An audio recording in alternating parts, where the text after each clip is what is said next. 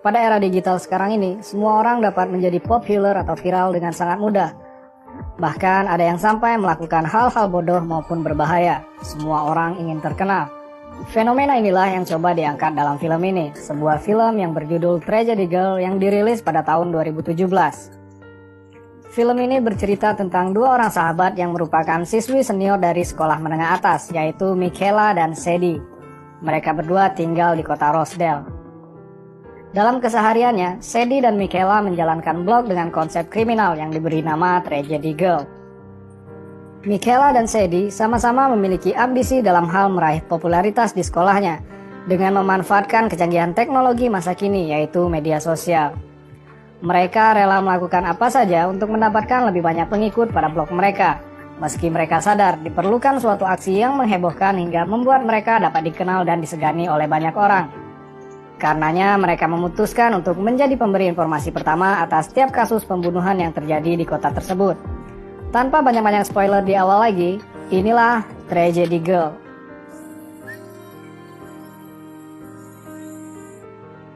Awal mula film memperlihatkan dua pasang kekasih yang sedang berada di dalam sebuah mobil. Inilah Sadie dan kekasihnya yang bernama Craig. Sebenarnya Sadie tidak benar-benar mencintai Craig. Ia hanya menjadikan Craig sebagai umpan untuk menangkap pembunuh berantai yang sudah cukup terkenal di Rosedale, yang bernama Lol Orson Lehman. Dalam menjalankan aksinya, Sadie tidak sendirian. Ia bekerja sama bersama temannya, yaitu Michaela. Rencana pertama mereka bisa dibilang berhasil, karena Sadie dan Michaela berhasil membuat Lol keluar dan memburu mereka.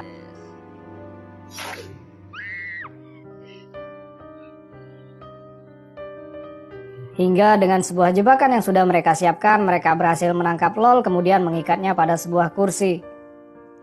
Sebenarnya pada malam itu Craig belum tewas, namun bukannya menolong, kedua remaja putri ini justru malah membunuh Craig dan memotong tubuhnya untuk menghilangkan barang bukti.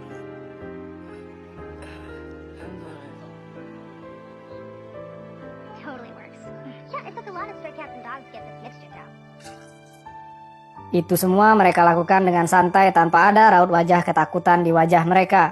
Sampai di sini kita tahu gimana karakter dua orang remaja ini. Setelah itu Sadie dan Michaela menawarkan sebuah kerjasama kepada Lol. Intinya Lol akan melakukan pembunuhan seperti biasanya, sedangkan Michaela dan Sadie akan menjadi orang pertama yang memberitakan hal itu di blog mereka. Namun Lol menolak tawaran itu, alhasil ia pun dikurung. Seiring berjalannya waktu, Michaela dan Sadie merasa kesulitan untuk mendapatkan berita pembunuhan secara langsung. Setelah beberapa kali mempertimbangkan, mereka pun memutuskan untuk melakukan pembunuhan sendiri dengan menggunakan nama Lol sebagai pelakunya, yang kemudian mereka sebarluaskan melalui akun media sosial dan blog mereka. Keesokan harinya, berita tentang hilangnya Craig membuat heboh satu sekolahan. Tak lupa, Sadie dan Michaela selalu mempromosikan tentang blog mereka. Michaela dan Sadie berusaha meyakinkan Rosedale bahwa ada pembunuh berantai yang kabur dan melarikan diri. Tetapi perbuatan mereka hanya membuat marah ayah Jordan yang seorang serif kota, yaitu Sheriff Bell. Serif itu mengatakan kalau perkataan Michaela dan Sadie hanya membuat panik banyak orang saja. Serif itu berpendapat kalau Craig hanya kabur dari rumah saja. Dalam menjalankan blognya, Sadie dan Michaela memiliki seorang editor bernama Jordan, yang juga merupakan anak dari Sheriff Bell. Namun di sini Jordan sama sekali tidak mengetahui dan tidak terlibat dalam pembunuhan yang mereka lakukan. Jordan pun bersedia menjadi editor karena ia sudah sejak lama menyukai Sadie. Di kota itu ada teman satu sekolah mereka yang jauh lebih populer dan memiliki banyak follower. Ia bernama Toby. Toby sendiri merupakan mantan pacar dari Michaela. Banyaknya follower yang dimiliki Toby membuat Sadie dan Michaela iri, hingga mereka berencana untuk membunuh Toby. Mereka menjebak Toby pada saat ia sedang berkendara. Akibatnya Toby tergelincir dari motornya dan terjatuh ke dalam jurang.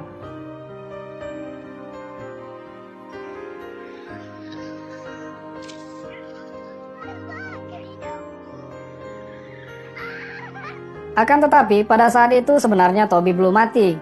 Michaela dan Sadie memastikan kematiannya dengan menusuk tubuhnya beberapa kali menggunakan pisau, hingga akhirnya Toby pun mati kehabisan darah.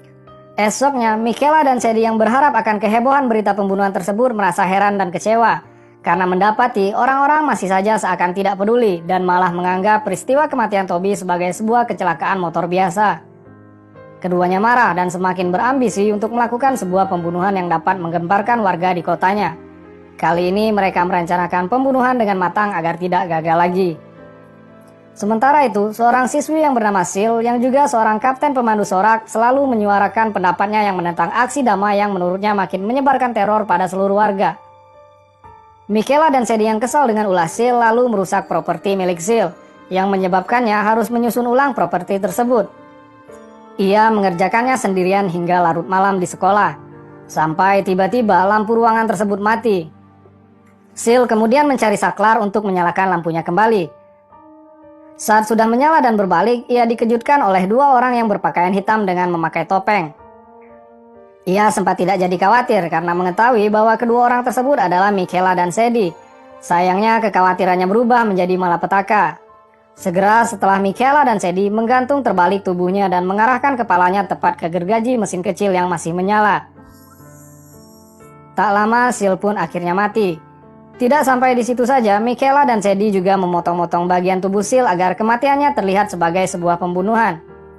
Keesokan harinya, sesuai perkiraan Michaela dan Sadie, seluruh sekolah digegerkan dengan kematian Sil.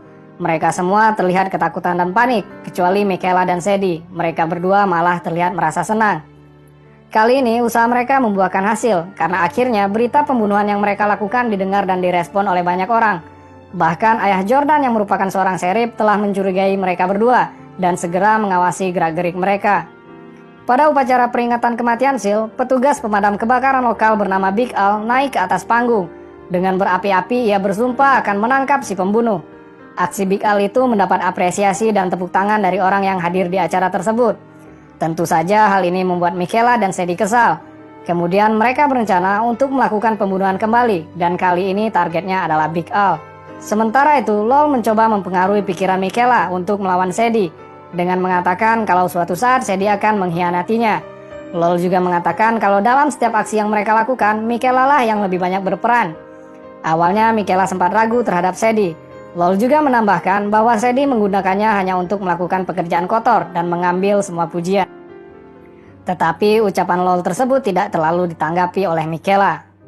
Kemudian Michaela dan Sadie mengunjungi Big Al di sebuah gym yang saat itu sebenarnya sudah hampir tutup. Michaela kemudian masuk ke dalam, sedangkan Sadie menunggu di luar mengawasi kalau-kalau ada pemuda setempat yang datang meminta sumbangan. Michaela kemudian memasukkan obat ke dalam botol minuman Big Al. Tapi saat diminum sama sekali tidak terjadi apa-apa. Sadie yang menunggu di luar mendapatkan pesan dari Jordan yang mengajaknya bertemu karena ada sesuatu yang mau ia beritahukan.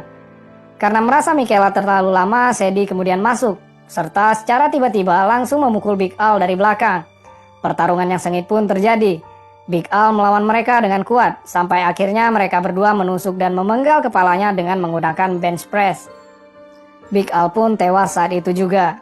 Setelah itu, Jordan tiba menemui Sadie di rumahnya. Jordan mengatakan bahwa ia telah mencuri file kasus pembunuhan berantai dari komputer milik ayahnya. Kematian Big Al ternyata membuahkan hasil bagus untuk blog mereka. Follower mereka naik dengan sangat pesat. Esoknya banyak warga berkumpul di gedung kota. Semua orang merasa resah dengan kasus pembunuhan berantai yang sedang terjadi.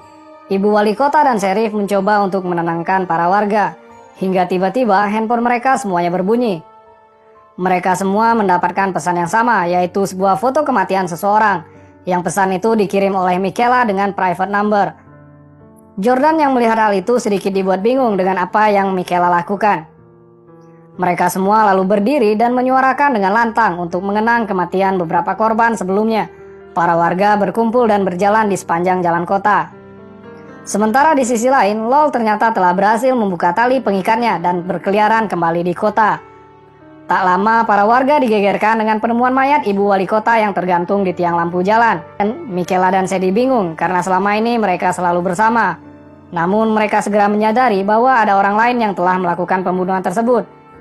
Dan mereka yakin bahwa pelaku pembunuhan ibu wali kota tersebut adalah Lol. Karena dari kamera CCTV yang mereka pasang, Lol sudah tidak ada di ruangan tempat mereka menyekapnya. Mereka langsung panik dan mulai ketakutan. Diam-diam ternyata Jordan mengawasi pergerakan mereka berdua. Jordan berselisih dengan Michaela dan Sadie, lalu meninggalkan mereka berdua untuk mendukung ayahnya.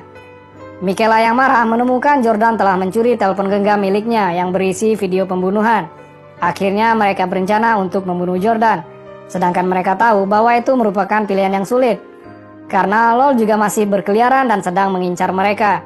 Tetapi mereka lebih takut jika rencana mereka untuk populer gagal. Michaela lalu memaksa Sadie pergi ke rumah Jordan untuk membunuhnya. Sedangkan Michaela menunggu di mobil. Ketika Sadie menemui Jordan, Jordan mengungkapkan bahwa ia berhasil masuk ke sekolah dan mencuri profil psikologis milik Michaela, yang membuatnya mencurigai Michaela sebagai dalang dari semua pembunuhan itu. Jordan juga mengungkapkan perasaannya pada Sadie dan mereka terlibat pembicaraan yang intim. Tiba-tiba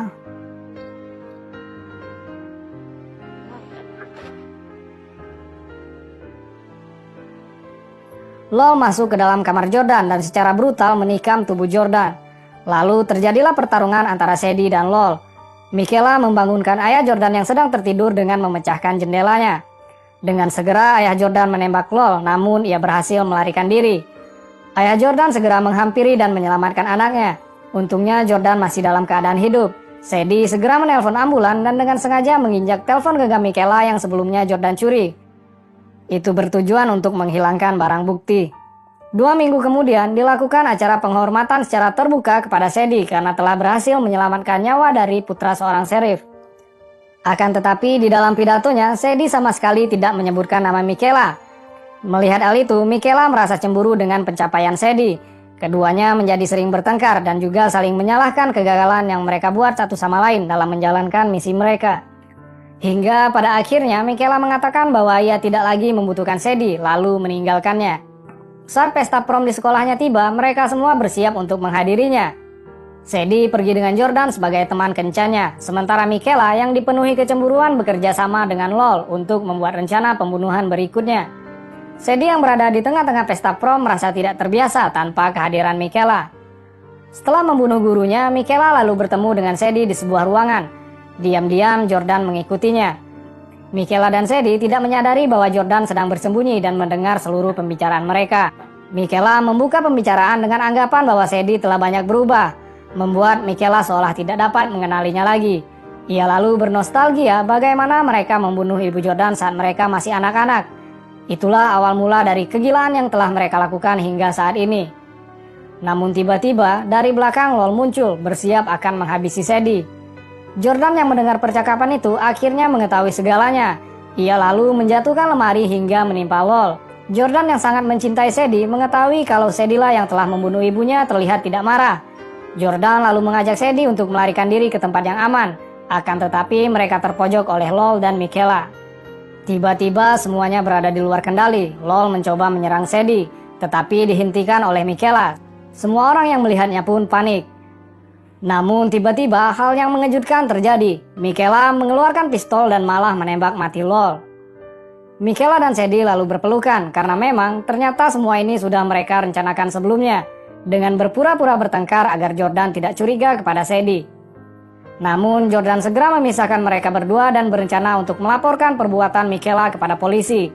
Dengan lemah lembut, ia berusaha meyakinkan Sadie bahwa ialah lelaki yang tepat untuknya.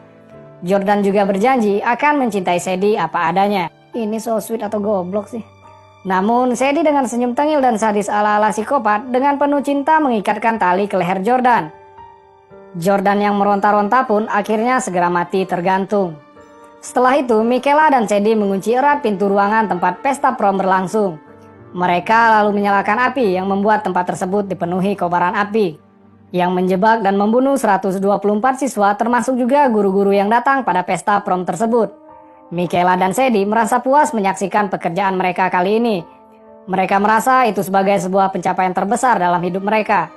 Setelah kejadian itu, Lol yang telah mati ditetapkan sebagai pelaku atas tragedi pembunuhan berantai yang terjadi di kota tersebut. Sedangkan Sheriff Well yang berduka karena kematian Jordan mengundurkan diri dari kepolisian dan berfokus bekerja pada sebuah badan amal. Di sisi lain, Michaela dan Sadie menjadi terkenal sebagai siswi senior satu-satunya yang berhasil selamat pada peristiwa kebakaran di gimnasium sekolah mereka. Kini mereka sedang bersiap untuk masuk ke perguruan tinggi dan mulai babak baru dalam hidup mereka. Seolah-olah mereka tidak melakukan apapun serta tidak ada hal buruk yang terjadi pada kehidupan mereka. Dan film pun berakhir.